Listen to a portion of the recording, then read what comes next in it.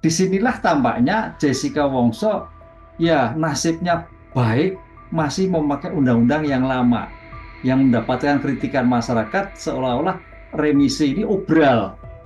Dalam era perkembangan sekarang ini untuk bukti-bukti menuangkan agak sulit, Ya. menampur agak sulit, tapi menjadikan petunjuk, menjadikan suatu rangkaian, apakah itu dengan saintifik yang ada bukti bahwa dia melakukan upaya sesat itu kalau mengabaikan suatu pembuktian. Misalkan penasihat umum mengajukan bukti, oh enggak usah, enggak perlu. Penasihat hukum cepet-cepetan. Enggak fair. Hmm. Kefairan suatu pembuktian kita harus berpikir positif, saya kira oke. Tapi kalau sampai hakim berpihak misalkan, oh enggak usah, ini anak kecepatan karena waktu sudah habis, itu dimungkinkan. Halo Tribuners, Tribunnya Sound Focus hari ini kembali membersamai Anda bersama dengan saya Nila Irdah. Kita akan mengikuti bagaimana kemudian bebas bersyaratnya salah satu terpidana kasus pembunuhan yang dikenal sebagai kasus kopi sianida, yakni Jessica Kumala Wongso yang hari ini atau Minggu 18 Agustus resmi mendapatkan pembebasan bersyarat setelah kurang lebih 8 tahun menjalani hukuman penjara dari sebelumnya vonis yang dijatuhkan adalah 20 tahun penjara. Hal ini Tribuners lantaran diantaranya Jessica Kumala Wongso ini juga mendapatkan remisi selama 58 bulan 30 hari dan nantinya menjadi bebas bersyarat dan wajib lapor hingga 2032 mendatang. Untuk berdiskusi terkait bebas bersyaratnya Jessica Kumala Wongso ini sudah tersambung melalui sambungan Zoom bersama dengan saya pakar hukum pidana dari Unsud ada Prof. Hipnu Nugroho. Prof. Hipnu, selamat siang. Terima kasih banyak sudah bergabung. Selamat siang, Mbak. Prof. Hipnu, kita sama-sama melihat bagaimana kemudian satu hari setelah kemerdekaan ini mungkin jadi salah satu hari merdeka juga bagi seorang Jessica Kumala Wongso begitu ya, karena hari ini dinyatakan bebas bersyarat dari 20 tahun vonis dan baru menjalani 8 tahun namun sekarang sudah bisa bebas bersyarat dan menghirup udara segar. Saya ingin minta pengantar terlebih dahulu dari Prof. Hipnu melihat bebasnya Jessica Kumala Wongso ini, Prof. Ya, ini Mbak Nila. Jadi jangan bebas, bebas bersyarat. Ya, bebas bersyarat. Ya, bebas bersyarat. Karena kalau konteks bebas itu suatu putusan seseorang terpidana tidak terbukti seperti yang dirumuskan dalam surat dakwaan. Hmm. Itu bebas. Tapi kalau bebas bersyarat adalah hak narapidana, hak warga binaan yang sudah menjalani putusan pidana pengadilan, di mana seseorang yang sudah menjalani 2/3 dari putusan yang dijatuhkan dapat mendapatkan bebas bersyarat. Dapat ya. Karena konsep dapat ini harus dimaknai dengan syarat-syarat yang ditentukan dalam lembaga pemasyarakatan. Satu, diantaranya telah mengikuti semua program pembinaan yang ada di LP, telah memberikan suatu sikap yang aktif dan baik di dalam selama LP, telah mengikuti program isolasi di Hmm. dalam LP, dan yang terakhir adalah LP punya penilaian bahwa risiko terhadap bebas bersyarat terhadap Jessica ini tidak menjadikan suatu permasalahan di kemudian hari, baik terhadap masyarakat maupun Jessica sendiri terhadap tindak pidana yang mungkin terjadi menjalani masa pidana bersyarat. Karena kalau sampai dalam masa menjalani pidana bersyarat itu melakukan suatu tindak pidana, ya hak pidana bersyarat dicabut untuk masuk pidana penjara lagi.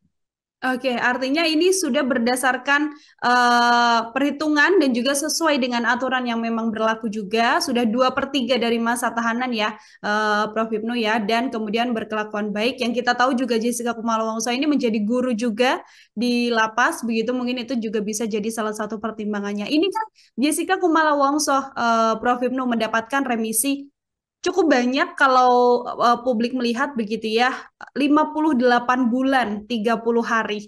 Saya ingin minta Prof. Ibnu, kalau melihat remisi yang kemudian didapatkan oleh Jessica ini, apakah ini tergolong remisi yang cukup normal dan memang ya biasanya remisi ini bisa didapatkan oleh seorang terpidana atau seperti apa, Prof? Iya, ini yang menarik ini Mbak. sepertinya Jessica Wongso ini ada perubahan undang-undang pemasyarakatan Hmm? yang tahun 2019 terakhir, kemudian berubah menjadi tahun 2022-23. Di dalam Undang-Undang 2019 itu memang kayaknya kalau dulu kan perdebatannya kayak kayak obral remisi kan gitu kan. Obral remisi sehingga setiap tahun itu remisinya banyak sekali. Ya. Ada remisi keagamaan, remisi ulang tahun kemerdekaan, dan banyak remisi khusus, remisi umum dan sebagainya.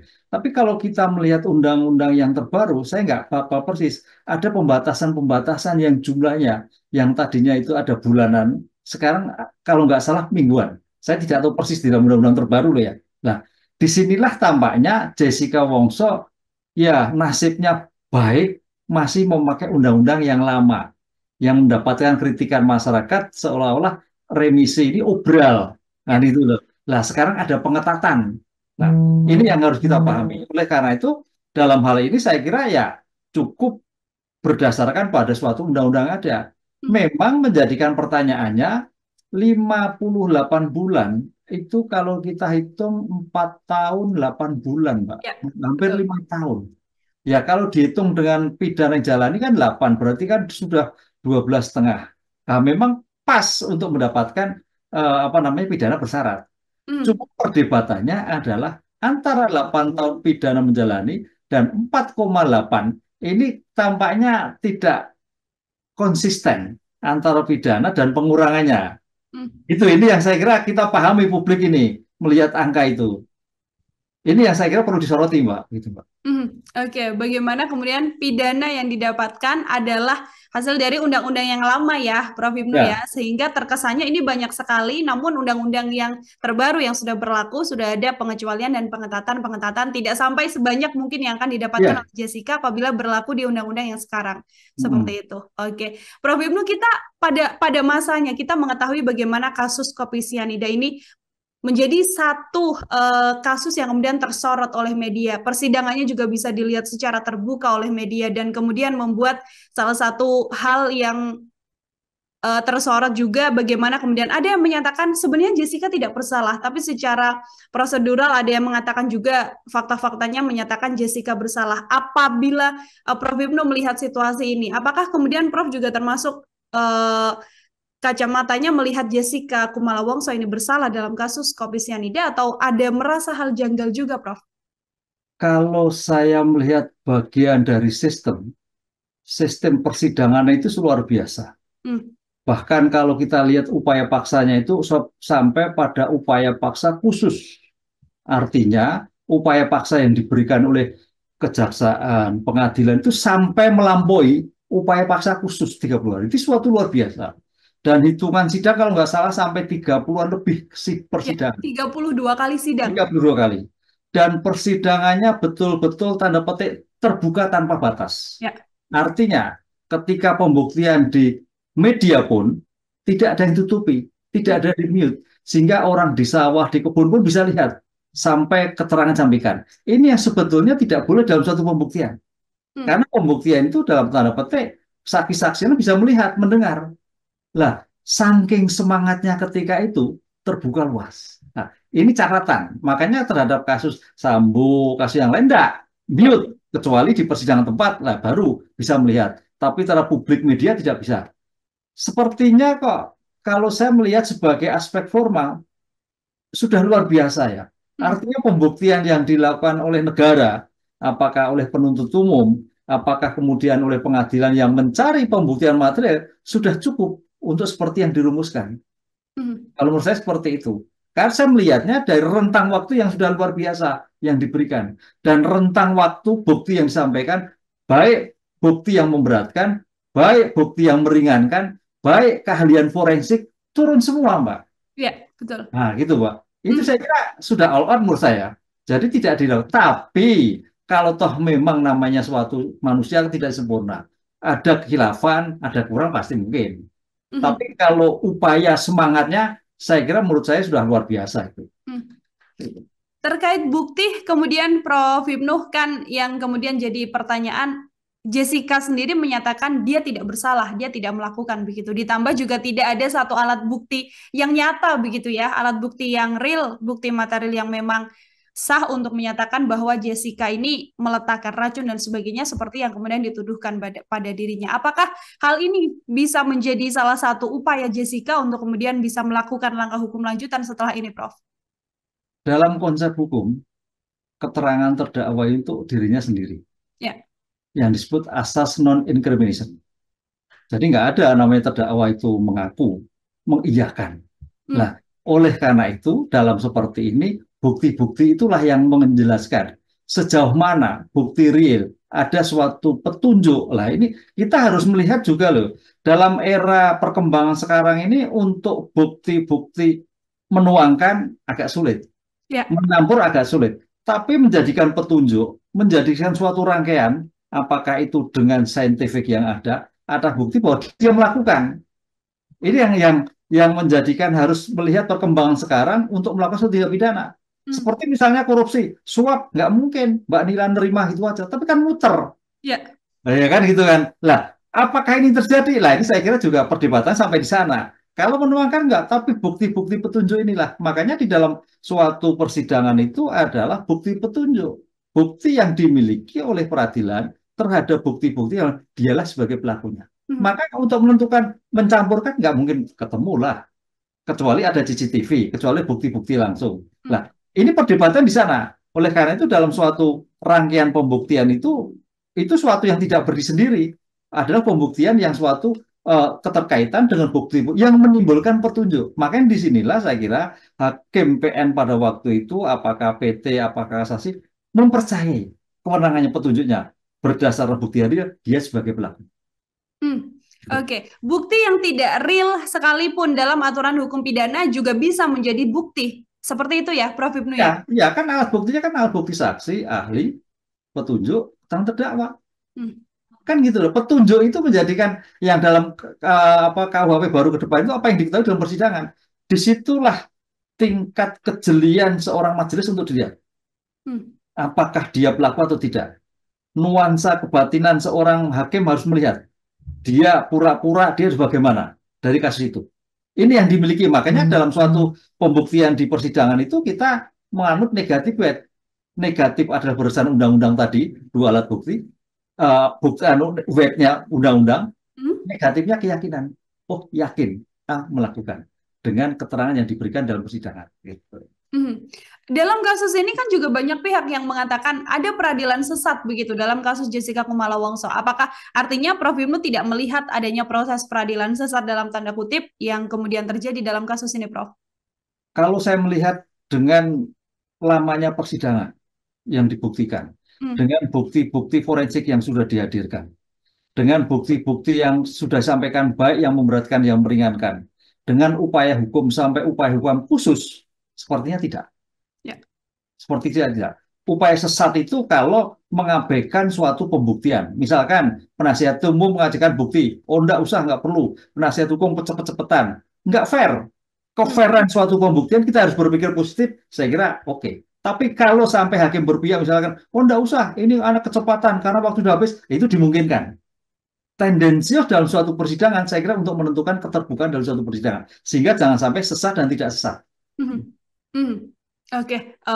Menurut Prof. Ibnu ini bukan jadi satu bagian dari peradilan sesat. Jika dilihat juga 32 kali ya Prof ya. 32 kali persidangan adalah waktu yang juga cukup banyak Tribuners. Ini yang juga ramai kan bagaimana kemudian kasus Jessica Kumala Wongso ini saat ini juga tersorot lewat dibebaskannya salah satu tersangka kasus pembunuhan Vina yang bisa saya sebut Prof. Ibnu. Ini kan karena kalau yang kemarin adalah Peggy Setiawan, ini kan tidak adanya alat bukti yang kuat begitu ya, yang kemudian bisa membuat Peggy Setiawan ini dipersangkakan. Artinya tidak bisa menjadi komparasi juga Prof. Ibnu dengan bebas bersyaratnya Jessica Kumala Wongso ini bisa melakukan upaya yang sama juga. No, tidak bisa, tidak bisa. Bebasnya Peggy kemarin bukan tidak ada bukti loh, Mbak. Polda Jawa Barat yang salah menentukan tersangka loh. Ya, kesalahan prosedural ya. Iya, jadi baru kesalahan prosedural bahwa Polda harusnya memanggil sebagai saksi dulu, tapi karena gregetan semangat langsung tangkap dulu. Itu yang salah.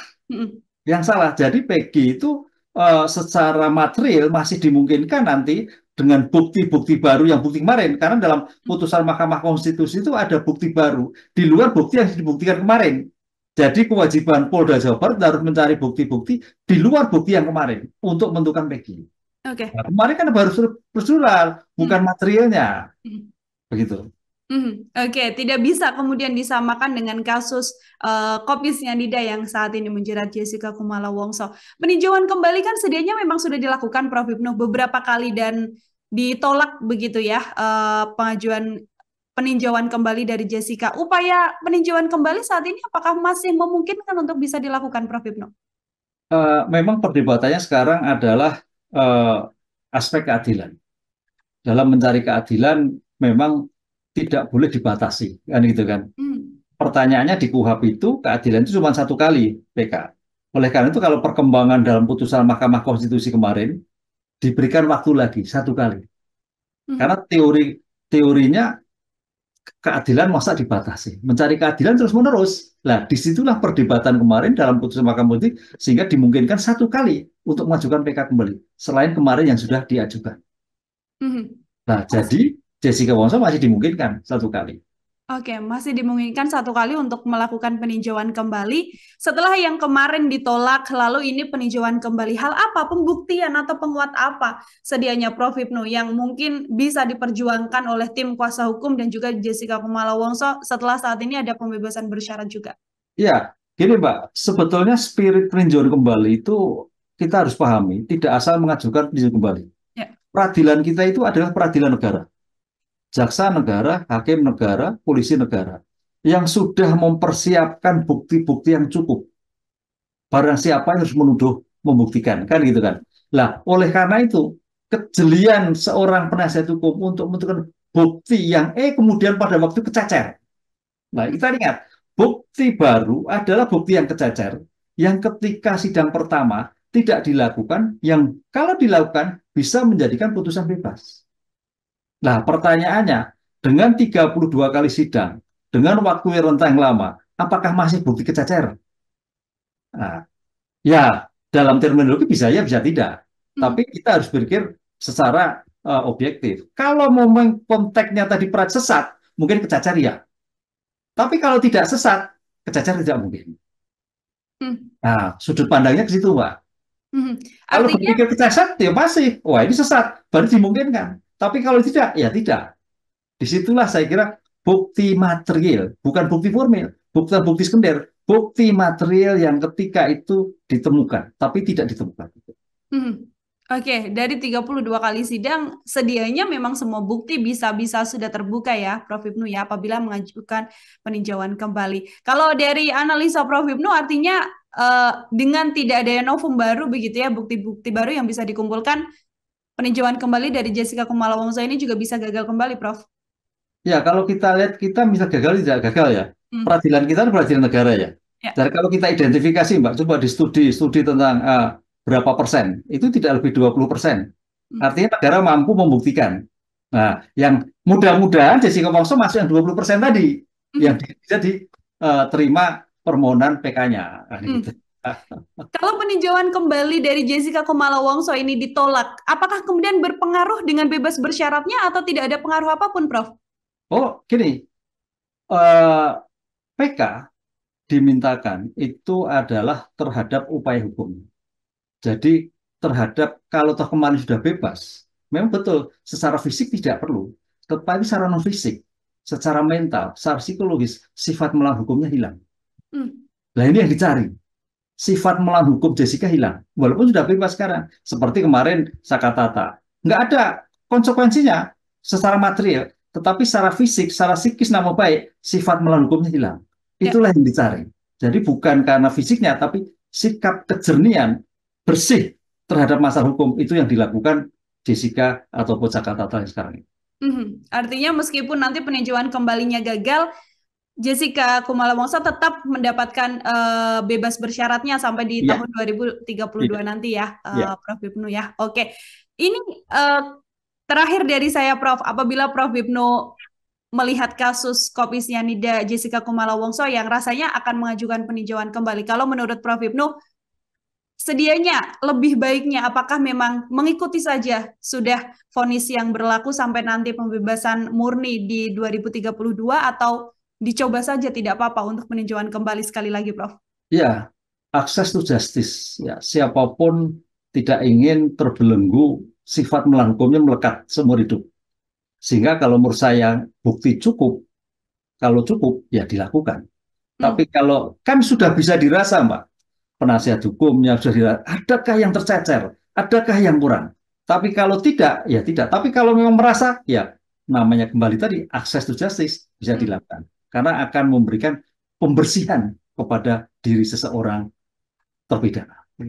Oke, bisa menjadi salah satu hal yang bisa membantu juga untuk memulihkan nama baik juga ya, Prof. Ibnu Ya, ya, apabila memang punya keyakinan masih ada bukti. Jadi PR besar juga artinya untuk tim kuasa hukum untuk saat ini bekerja kembali apabila memang benar-benar akan mengajukan peninjauan kembali. Sembari nanti Prof. Ibnu kita lihat apa langkah hukum lanjutan ya yang kemudian akan ditunjukkan oleh kuasa hukum dan juga Jessica Kumala Wongso sendiri seperti itu. Prof. Ibnu terima kasih banyak untuk kesempatannya sama-sama. berbincang bersama dengan saya hari ini luar biasa sekali.